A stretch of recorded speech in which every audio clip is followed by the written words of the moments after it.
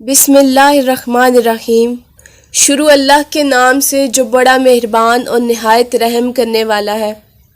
موت ایک ایسی حقیقت ہے جو ہر حال میں آنی ہے اور ہر ایک انسان نے موت کا ذائقہ چکھنا ہے،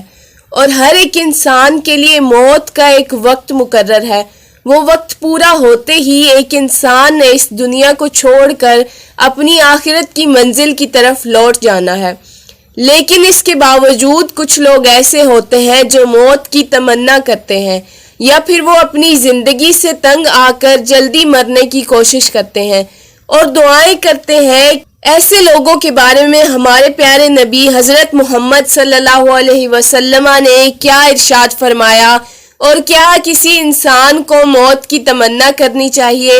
آج کی اس ویڈیو میں ہم اسی حوالے سے بات کریں گے، لہٰذا آپ سے گزارش ہے کہ ویڈیو کو اینڈ تک لازمی دیکھیے گا۔ حضرت جابر رضی اللہ عنہ سے روایت ہے کہ رسول اللہ صلی اللہ علیہ وسلم نے فرمایا، موت کی تمنا نہ کرو، کیونکہ مرنے کے بعد کی ہولناکی بہت زیادہ سخت ہے، اور یہ سعادت کی بات ہے کہ بندے کی عمر دراز ہو جائے اور اللہ عز و جل اسے اپنی طرف رجوع کرنے کی توفیق عطا فرمائے۔